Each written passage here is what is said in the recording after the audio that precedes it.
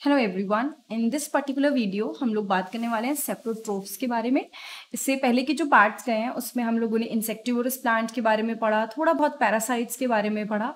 ये सब कुछ ऑलरेडी कवर कर चुके हैं। Now let's start with saprotrophs. कई बच्चों को ना ये जो पर्टिकुलर टॉपिक है ये बात तक परेशान करता है बिकॉज ये बार बार रिपीट होता है। ठीक है, ये सिर्फ ये नहीं है कि अभी इस क्लास में पढ़ा, पर्टिकुलर चैप्टर पढ़ा, खत्म हो गया। नो, ये बहुत बार रिपीट होने वाला है। इनफैक्ट ये 12th तक जाएगा, तो आप लोगों को थोड़ा ध्यान से इसको पढ़ना पड़ेगा। ठीक है ना, इन्होंने क्या बोला कि आपने कई बार पैकेट्स में मशरूम जो सेल होते हैं वो देखे होंगे। लाइक ये तो बहुत ही थोड़ा गंदा सा पैकेट दिखा रखा है, but it's very clean packet. और व्हाइट कलर के मशरूम्स होते हैं, वो मार्केट में मिलते हैं, सब्जी मंडी वगैरह में भी आराम से आपको मिल जाएंगे। ठीक है, तो इन्होंने क्या बोला, इनफैक्ट एक तो आपने ये मार्केट में देखा, दूसरा आपने इस टाइप के पैचेस उगते हुए देखे होंगे। You may have also seen fluffy umbrella like patches. इनकी शक्ल कैसी होती है ना, ये ऐसा लगता है जैसे कि ऊपर अम्ब्रेला पकड़ी हुई है। So yes, it's a umbrella kind of patches. और ये कहाँ पे ग्रो करते हैं? मॉइस्ट सॉइल में, जो थोड़ी सी गीली सॉइल होती है ना, वहां पे ये ग्रो करते हैं। और on rotting would during the rainy season, या तो ये गीली सॉइल में या फिर जो वुड खराब हो रही है। और इनफैक्ट एक बहुत अच्छा एग्जांपल देती हूँ, ये वाला तो नॉर्मल जिसे कहते हैं मशरूम है, बट अगर आपने फंगस की बात सुनी होगी तो फंगस भी क्या करते हैं, they also grow on something. जो जैसे बरसात का मौसम होता है ना, तो कई बार कपड़ों में, कई बार जूते चप्पलों में, अलग अलग जगह पे ये देखने को मिल जाते हैं। ठीक है, तो ये वाला example, this is for mushroom and this is also mushroom. दोनों चीजें मशरूम है और इनके लिए फेवरेबल कंडीशन है कि जैसे मतलब थोड़ा सा वेट एरिया हो, उसके अलावा थोड़ा सा मतलब डैम जो ज्यादा बहुत टाइम तक जिसपे हवा ना लग रही हो, मॉइस्चर है तो वो गीला ही रहे, वहां पे they can easily grow. Let us find out what type of nutrients they need to survive and from where they get them. तो नाउ आपको पता लगाना है कि किस टाइप के न्यूट्रिएंट्स इनको चाहिए और क्या, कहाँ से ये चीजें इनको मिलती हैं। ठीक है, तो दोनों चीजें समझ में आ गई है। Packet of mushroom and mushroom growing on decade material, that is a different thing. Now let's start. एक मिनट रुको, हाँ यहां से पढ़ते हैं। देखो यहाँ पे इसने क्या बोला है कि बूजो wants to know how these organism acquire nutrients. तो बूजो को जानना है कि ये वाले जो ऑर्गेनिज्म है ये न्यूट्रिएंट्स को कैसे लेते हैं, how do they acquire it. They do not have mouths like animal do. इनके पास प्रॉपर जैसे एनिमल के पास माउथ होता है वैसे नहीं है। और इनके इनफैक्ट ग्रीन प्लांट्स भी जैसे होते हैं ना, ग्रीन प्लांट्स क्लोरोफिल की हेल्प से अपना खाना खुद बना लेते हैं, इनके साथ तो वो केस भी नहीं है। तो ये कैसे क्या ग्रो करते हैं, तो एक छोटा सा एग्जाम्पल है जो बहुत ही बड़े एग्जाम्पल में दे रखा है, लेकिन मैं आपको एक फटाफट क्विक जैसे कहते हैं ना शॉर्ट वीडियो में समझा देती हूँ। कई बार आपने देखा होगा एक ब्रेड का पीस किचन में से अगर आप कहीं छोड़ दो, ठीक है, फ्रिज में नहीं बट अगर आप उसको खुली जगह में छोड़ दो कुछ टाइम के लिए और हल्का सा उस पर गीलापन डाल दो, लाइक हल्का सा उस पर ऐसे छिड़क दो बूंद वगैरह, और नॉर्मली ये सब भी नहीं करोगे तब भी कुछ टाइम बाद देखोगे कि उसके ऊपर ना एक मतलब फ्लफी से पैचेस अपीयर होने लग गए हैं। फ्लफी पैचेस का मतलब, एक बार यहाँ पे फोटो दिखाती हूँ, एक सेकेंड रुको। हाँ, so these kind of patches they start growing on the bread, मतलब ब्रेड पे ये ग्रो करना शुरू कर देते हैं। उसके बाद उसने क्या बोला, what is the color of these patches? In patches का कलर क्या है, what is the color? and observe the patches under a microscope or a magnify glass। तो आप लोग क्या कर सकते हो, माइक्रोस्कोप या फिर मैग्नीफाई ग्लास से उसको ऑब्जर्व भी कर सकते हो कि किस टाइप के पैचेस हैं। Now write down your observation in the notebook, और जो भी आपको समझ में आया कि इस टाइप के पैचेस है, ये है, आप उसको नोटबुक में नोट भी कर लो। You will see the cotton like thread spread on the piece of bread. आप लोग देखोगे कि मतलब जैसे कॉटनी काइंड ऑफ स्ट्रक्चर नहीं होता कॉटन जैसा, वो पूरा इस पीस पे स्प्रेड हो जाएगा। It will start spreading on to this and उसके बाद, एक मिनट रुकिए, ठीक है, तो उसके बाद यहां तक तो उसने बता दिया। तो ये जो ऑर्गेनिज्म है जो ये ब्रेड पे उगते हैं, इसको हम नॉर्मल लैंग्वेज में क्या बोल देते हैं कि फंगस ग्रो कर गया है। So these organisms are called fungi. They have different mode of nutrition. इनके जो मोड ऑफ न्यूट्रिशन है दैट आर डिफरेंट। मतलब कि ये क्या करते हैं, ये खुद से खाना नहीं बना रहे हैं, लेकिन ये न्यूट्रिएंट्स को एब्जॉर्ब कर रहे हैं ब्रेड पे से। They absorb the nutrients from the bread. This mode of nutrition in which organism take in nutrients from dead and decaying matter is called saprotrophic nutrition. दोबारा से सुनो, ये जो मोड ऑफ न्यूट्रिशन है जिसमें ऑर्गेनिज्म ने न्यूट्रिएंट्स लिए dead या फिर डिकेइंग मैटर्स, ठीक है, डेड या डिके मैटर से उन्होंने न्यूट्रिएंट्स लिए, एंड इस टाइप के न्यूट्रिएंट्स को, मतलब इस मेथड को हम लोग बोलते हैं सेप्रोट्रोफिक न्यूट्रिशन। बेसिकली एक शॉर्ट में बताती हूँ, इन्होंने खुद का खाना नहीं बनाया, ये दूसरों पे डिपेंडेंट है और इन्होंने क्या किया, जो भी सड़ रहा है, इट्स नॉट पैरासाइट की लिविंग ऑर्गेनिज्म से लेना शुरू कर दिया, जो ऑलरेडी डेड है, जो सड़ रहा है, उससे ये सारे के सारे न्यूट्रिएंट्स ले रहे हैं. So these mode of nutrition in which organism take in nutrients from dead and decaying matter, dead या डिके मैटर से ले रहे हैं, इसको हम लोग सेप्रोट्रोफिक न्यूट्रिशन बोलते हैं. Such organism with saprotrophic mode of nutrition are called saprotroph. ऐसे ऑर्गेनिज्म जो ये सेप्रोट्रोफिक मोड ऑफ न्यूट्रिशन पे डिपेंडेंट होते हैं, डेड या डिके ऑर्गेनिज्म से, जो सड़ रहा है, जो डेड हो चुका है, उससे जो अपना न्यूट्रिएंट लेते हैं, उन सब ऑर्गेनिजम्स को हम लोग सेप्रोट्रोफ्स बोलते हैं. एंड उस मोड ऑफ न्यूट्रिशन को हम लोग सेप्रोट्रोफिक न्यूट्रिशन बोलते हैं. I hope it is clear now. बहुत इजी टॉपिक है. उसके बाद आप लोगों को एक छोटा सा एग्जाम्पल दिया हुआ है कि रेनी सीजन, जब बहुत बारिश का सीजन होता है ना, तो ये फंजाई सारे घर में, मतलब कपड़ों पे भी, अगर बंद रहे घर बहुत टाइम तक, लेदर क्लोथ्स या फिर जितने भी आर्टिकल्स वगैरह होते हैं, नॉर्मली कई बार तो वुडन की चीज़ों पे बहुत आराम से दे स्टार्ट ग्रोइंग. ठीक है, तो इन्होंने बोला है कि आप लोग अपने पेरेंट्स से भी पूछ सकते हो रिगार्डिंग फंजाई.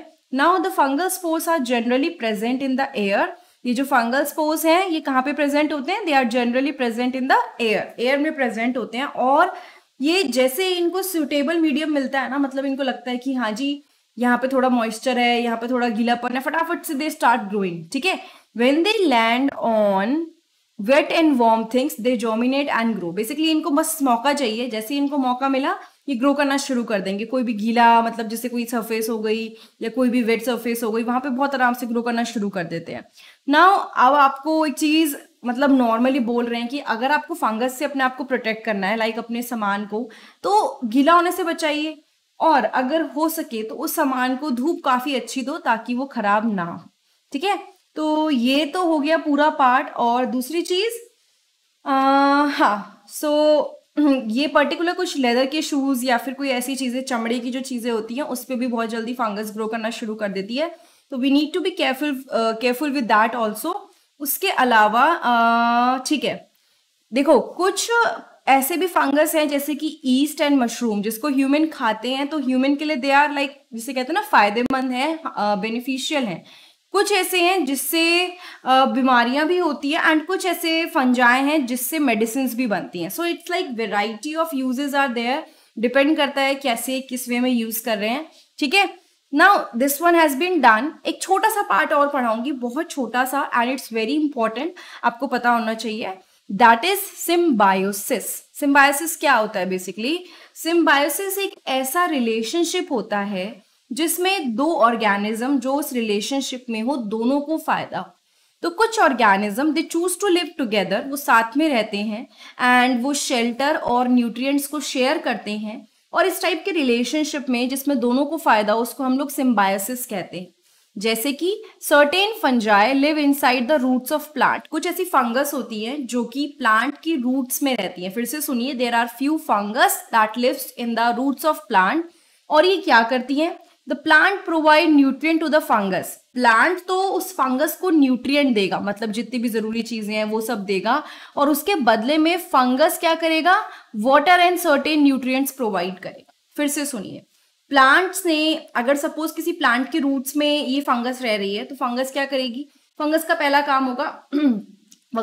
काम होगा कि वो उनके लिए एब्जॉर्प्शन करेगी, मतलब उनको पानी अच्छे से एब्जॉर्ब करने में और कुछ सर्टेन न्यूट्रिएंट प्रोवाइड करेगी, और उसके बदले में प्लांट उसको, फंगस को कुछ न्यूट्रिएंट देगा. तो यहाँ किसी को भी नुकसान नहीं हो रहा, क्योंकि दोनों फायदे में है. एक को एक से एक चीज मिल रही है, एक को एक से एक चीज मिल रही है. So such kind of relationship are called symbiosis. और अगर आप ये वाला एग्जाम्पल देखोगे, then in organisms called lichens, a chlorophyll containing partner which is an algae and a fungus live together. उसने क्या बोला? कुछ ऑर्गेनिज्म जैसे कि लाइकेन की अगर हम बात करें, एक क्लोरोफिल कंटेनिंग पार्टनर उसके अंदर होता है जो कि एल्गा होता है. तो एल्गा अपना फूड खुद बना सकता है क्योंकि उसके अंदर क्लोरोफिल है. ठीक है, लाइकेन जो आप आगे तक पढ़ने वाले हो 7th क्लास में, अभी आप एसिड एंड बेसिस चैप्टर में भी पढ़ोगे, तो ये जो लाइकेन्स होते हैं ना, ये दो चीजों का कॉम्बिनेशन होते हैं, एल्गी का और फंजाई का. और करते क्या है ये कॉम्बिनेशन? भाई एल्गी फंजाई के लिए खाना बनाता है, और फंजाई उसके बदले में शेल्टर, वाटर एंड मिनरल देता है एल्गी को. ठीक है, और उसके बदले में एल्गा क्या करता है? Prepare and provide food to the fungus. इसको दोबारा एक बार पढ़ देती हूँ ताकि आपको नहीं समझ आया तो समझ में आ जाए. Like in chlorophyll containing partner which is an alga, तो इसमें एक एल्गा है और एक फंगस, दोनों साथ में रहते हैं। तो किसका कॉम्बिनेशन है? एल्गा प्लस फंगस का ये कॉम्बिनेशन है, दोनों साथ में रहते हैं। तो अब क्या होता है? The fungus provide shelter water and mineral to the alga. जो फंगस है वो शेल्टर वाटर एंड मिनरल दे रहा है एल्गा को, एंड इसके बदले में एल्गा क्या कर रहा है? प्रिपेयर कर रहा है, प्रोवाइड कर रहा है food to the fungus. It is preparing and providing the food to the fungus. तो दोनों को एक दूसरे से फायदा है, and such kind of relationships are called symbiotic relationship, और लाइकेन इसका एक एग्जाम्पल हो गया। ठीक है, there are some other plants जिसमें कुछ बैक्टीरिया रहते हैं प्लांट्स की रूट में, लेग्यूमिनस प्लांट्स की रूट में, वो अभी हम पढ़ने वाले हैं नेक्स्ट पार्ट में ही। बट इस पर्टिकुलर पार्ट में हम लोगों ने जो जो पढ़ा, मैं उसको फटाफट से एक रिवीजन दे देती हूँ। सेप्रोट्रोफ्स के बारे में पढ़ा, ठीक है, हमने पढ़ा मशरूम, फंगाई, ये सब सेप्रोट्रोफ्स के अंदर आते हैं। सेप्रोट्रोफिक न्यूट्रिशन वो वाला मोड ऑफ न्यूट्रिशन होता है जिसमें प्लांट डेड और डिके, जो सड़ रहा है या खत्म होने वाला है, ऐसी चीजों पर डिपेंडेंट होते हैं फॉर देयर फूड। एंड ऐसे ऑर्गेनिज्म जो ये वाला मोड अपनाते हैं, that is saprotrophic mode of nutrition, इनको हम लोग सेप्रोट्रोफ्स बोलते हैं। रेनी सीजन में फंगस का ग्रो होने के चांसेस बहुत ज्यादा रहते हैं, तो वी शुड अवॉइड कि बहुत ज्यादा कहीं पे गीलापन ना छोड़ें, या पे कोई डैम प्लेसेस हैं वहां पे हम अपने सामान को ना छोड़ दें। उसके अलावा हमने देखा symbiosis relationship, that is symbiotic relationship, and lichens के बारे में पढ़ा कि उसमें एल्गी और फंगस का कॉम्बिनेशन होता है, और दोनों के फायदे हम लोगों ने पढ़ लिए कि दोनों एक दूसरे को कैसे बेनिफिट पहुंचाते हैं। सो आई एम होपिंग कि now it is clear to you कि क्या क्या था इस पर्टिकुलर पार्ट में। इससे पहले के पार्ट में हम लोगों ने इंसेक्टिवोरस पैरासिटिक प्लांट्स कवर किया, एंड इसके नेक्स्ट वाले पार्ट में हम लोग ये पढ़ेंगे कि न्यूट्रिएंट सॉइल के अंदर कैसे आते हैं। लाइक अगर सॉइल पे कोई प्लांट उग रहा है तो वो सारे न्यूट्रिएंट उसके ले जाएगा, लेकिन क्या होता है कि वो सॉइल में न्यूट्रिएंट्स बार बार आते रहते हैं, तो वो कैसे आते हैं वो हम इसमें कवर करेंगे, एंड उसके लिए आप नेक्स्ट पार्ट देख लीजिएगा। एंड आपके काम की ये इन्फॉर्मेशन है कि अगर आप 7th के स्टूडेंट हो तो 7th साइंस, उसके अलावा एसएसटी के तीनों सब्जेक्ट्स की अलग अलग प्लेलिस्ट बनी हुई है, इंग्लिश की भी प्लेलिस्ट बनी हुई है, और 8th और 6th की भी साइंस की प्लेलिस्ट बनी हुई है। मेरे चैनल पे जाके वो प्लेलिस्ट देखिए, नीचे डिस्क्रिप्शन बॉक्स में मैं प्लेलिस्ट के लिंक शेयर कर दूंगी 7th क्लास के विद अ टेलीग्राम लिंक, तो आप उस पर ज्वाइन कर सकते हो, आपको बीच बीच में इंफॉर्मेशन मिलती रहेगी। Thank you so much, I will see you in the next video.